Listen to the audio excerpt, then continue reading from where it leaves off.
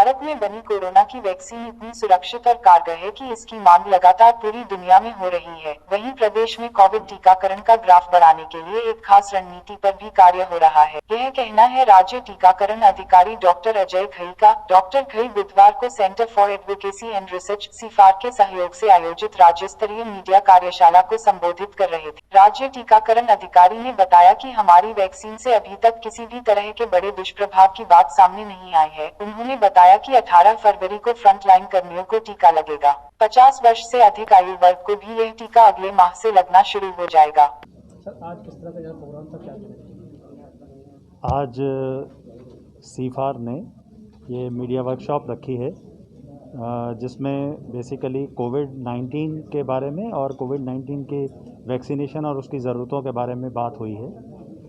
इसमें मैं state immunization officer as a state immunization officer मैं ये कहना चाहूँगा कि प्रदेश में कोविड-19 का टीकाकरण जो है वो 16 जनवरी से जैसे कि पूरे इंडिया में चल रहा है उस तरह से प्रदेश में भी चल रहा है और लगातार हम हेल्थ केयर वर्कर्स और फ्रंटलाइन वर्कर्स का जो टीकाकरण अभी कर रहे हैं फर्स्ट और सेकंड फेज़ में।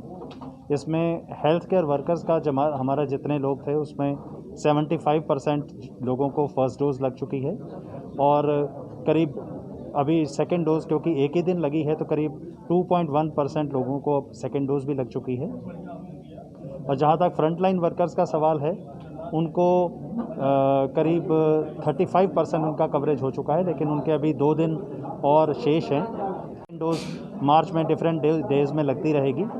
और इस बीच में मैं ये भी कहना चाहूँगा कि अब नेक्स्ट जो है 50+ जो लोग होंगे जो थर्ड फेज़ में अब उनका टीकाकरण होना है उसके बारे में top level government of India level पे स्ट्रेटजीज़ बनाई जा रही हैं कि किस तरह से उनका रजिस्ट्रेशन होगा और किस तरह से उनका टीकाकरण होगा। मुझे लगता है कि आने वाले कम से कम एक आध हफ्ते में ही उसका डिक्लेरेशन हो जाएगा कि किस प्रोसीजर से उनका रजिस्ट्रेशन किया जाएगा और किस तरह से उनका टीकाकरण। जब से ये वैक्सीन आई है कहीं ना कहीं सरकार भी है और लोग भी कहीं ना कहीं लापरवाही में शामिल हो रहे हैं। जिस तरह से पहले कहीं चूना डाला जाता था, किस तरह कहीं जागरूकता की जाती थी, वो कहीं लापरवाही नज़र आ रही है। उसको लेकर कहीं ना कहीं जो है सामने क्या कोरोना का फिर दायरा बढ़ सकता है। सर, ऐसा है कि ये बात आप बिल्कुल सही कह रहे हैं कि जैसे जैसे कोरोना के केसेस अब कम हो रहे हैं और पर्टिकुलरली यूपी में तो काफ़ी कम हो गए हैं, तो लोगों को एक ये लगने लगा है कि उसका जो जिसको बोलते हैं डर वो ख़त्म हो गया है। और कहीं भी आप देखें तो बहुत सारे लोग जो हैं मार्केट में ऐसे ही घूम रहे हैं, दुकानों पे जा रहे हैं, मास्क नहीं लगा रहे हैं, सोशल डिस्टेंसिंग नहीं रख रहे हैं। पर मैं ये मानता हूँ कि ये गलत है क्योंकि अभी खतरा टला नहीं है, जैसे कि आज की वर्कशॉप में सभी स्पीकर्स ने भी ये बताया। और महाराष्ट्र और केरल में तो अभी काफ़ी सारे केसेस हैं और दुनिया के अन्य देशों में कई जगह बहुत सारे केसेस अभी हैं, तो वहाँ से वायरस आने का खतरा अभी बना हुआ है। इसलिए मेरी सभी से ये रिक्वेस्ट है कि जो कोरोना के प्रोटोकॉल्स हैं, जो कोविड अप्रोप्रिएट बिहेवियर जिसे कहते हैं, वो अभी जारी रहना चाहिए और सभी को मास्क और 2 गज़ की दूरी इसमें कोई कोताही नहीं बरतनी चाहिए। ठीक है, थैंक यू। वैक्सीनेशन कितना प्रभावी है? सर, वैक्सीनेशन तो प्रभावी है। अब देखना ये है क्योंकि जितने भी ये वायरल डिजीज़ होते हैं, जैसे जो दूसरे वायरल डिजीज़ भी हैं, जैसा कि डॉक्टर सूर्यकांत ने भी बताया कि वो उसमें भी कई बार वैक्सीनेशन हर साल कराना पड़ता है क्योंकि इसके स्ट्रेन चेंज होते रहते हैं। लेकिन ये वक्त ही बताएगा कि इसमें किस तरह से आगे स्ट्रेटजी बनेगी।